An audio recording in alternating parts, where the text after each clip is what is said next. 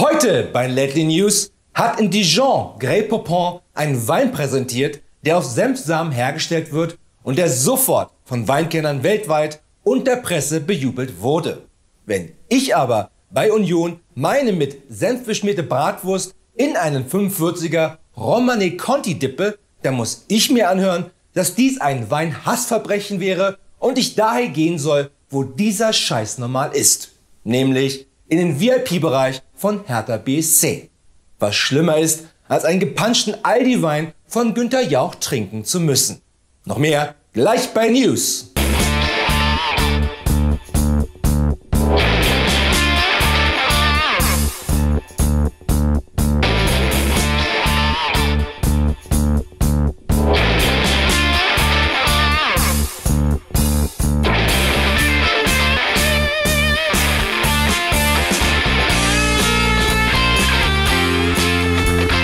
Hier ist Berlin mit den aktuellen Lately News aus dieser und der nächsten Welt. Natürlich heute Abend, wie immer, mit mir, Florian Streletz. Selbstverständlich bin ich heute Abend wieder nicht allein im Studio, sondern auch diesmal werde ich unterstützt von den einzigartigen Lately News Korrespondenten aus allen Ecken der Welt. Ob aus New York, Sydney, Kapstadt oder wie aus Bielefeld oder zumindest vielleicht. Außerdem gibt es nachher die einzig wahre Filmkritik zum neuen Lightyear, der seit gestern in ausgewählten Kinos läuft oder für recht bescheidene 21,99 bei Disney Plus angeschaut werden kann. Wem das zu teuer ist, kann sich aber auch die Actionfigur bei Toys R Us holen und den kompletten Film selber nachstellen. Genauso wurde auch das Storyboard zu Lightyear gemacht, dabei saß der Autor aber Trumbo-like in der Badewanne und es kam auch ein Playmobil-Seeräuberschiff mit in die Handlung, weswegen heute der Abfluss mit kleinen Plastiksäbeln verstopft ist. Na, mal schauen, ob Lightyear an seinen geistigen Vorgänger Lightsaber rankommt, das die Origin Story von Luke Skywalkers Lichtschwert zeigte. Aber kommen wir zuerst einmal zu den wichtigsten Nachrichten der Woche und schauen nach Berlin. Seit einigen Jahren ist in Berlin das sogenannte Drogentaxi ein Phänomen. Entweder weil jedes Taxi gefühlt ein Drogentaxi sein könnte, alleine bei den Preisen für eine Fahrt sollte wenigstens ein Joint oder ein Happy End drin sein. Oder das Drogentaxi existiert genauso wenig wie der fliegende Holländer oder ein ehrlicher FDP-Politiker und dient nur als Vorlage für gruselige Geschichten, die man Kindern abends so erzählt. Wie die Geschichte, die in Berlin-Schöneberg passierte, wo ein Pärchen versuchte, aus ihrem Drogentaxi heraus die Stadt mit illegalen Drogen zu versorgen. Pech hatten die beiden nur, als ihnen schnell ein paar Zivilfahnder auf die Schliche kamen und die beiden nun versuchten, mit dem Auto zu entkommen. Und diese Flucht brachte sie direkt nach Hause, wo bereits ein paar Beamte auf sie warteten, denn auch Drogentaxis haben Kennzeichen, die man überprüfen kann. Deshalb nehme ich immer das Auto von Günther Jauch für so etwas. Derweil in Istanbul. Gerade zu meiner glorreichen Zeit als Manager des berühmten Fußballvereins, dem Spandauer SV, gehören einige überraschende Managemententscheidungen. Wie, dass ich nach einer entscheidenden Niederlage in der 12. Liga gegen Fenerbahce Karl-Marx-Allee entschied, dass wir in der nächsten Saison nicht in der 12. Liga starten würden, sondern direkt für die Champions League qualifiziert werden.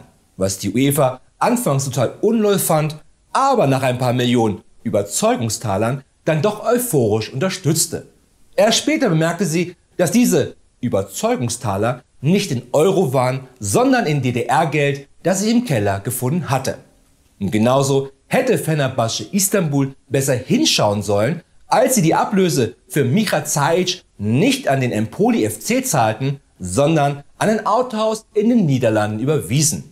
Nun weiß ich nicht, wie die Reaktion des Buchhalters war von diesem Autohaus, aber ich gehe davon aus, dass er schneller vor Freude durch das Autohaus rannte, als es Micha Zajc jemals könnte. Noch zum Abschluss die Lately News Filmkritik der Woche. Zum neuen Lightyear, der seit gestern in ausgewählten Kinos läuft und für geradezu lächerlich geringe 21,99 bei Disney Plus angeschaut werden kann. Lightyear ist ein Spin-off der erfolgreichen Reihe Toy Story, in der Buzz Lightyear im ersten Teil noch der Hauptcharakter war und dann von Film zu Film immer mehr in den Hintergrund rückte. Immerhin realistisch, da das wie bei einem Kind ist, wo ein Spielzeug innerhalb von 30 Minuten vom absoluten Lieblingsspielzeug zur Stolperfalle für Erwachsene auf dem Weg zum Bad wird. Jedenfalls wird nun in diesem Spin-off das Leben von Buzz Lightyear gezeigt, lange bevor er ein Kinderspielzeug wurde, in dieser Hippie-Kommune in Andys Zimmer. Und in dem Film eigenhändig sowohl den Vietcong, den IS, die RAF, die Rote Khmer als auch den QAnon-Schamanen besiegt. Nur um dann in einem Kinderzimmer zu landen oder, wie es die CIA auch nennt, Home Guantanamo. Deshalb sei gewarnt Lightyear, die dunkelgelbe Lately Fake News Kinokarte an dich, aber auch nur, weil im Original Captain America Chris Evans Buzz Lightyear spricht und nicht mehr Tim Allen. Somit weiß Chris Evans schon heute, wie er sich in 30 Jahren anhören und vor allem aussehen wird. Aber schalten wir jetzt noch einmal schnell zum Wetter und unserem Wetterkorrespondenten Froschi Fernsehturm mit der aktuellen Wettervorhersage für die nächsten 3 Tage.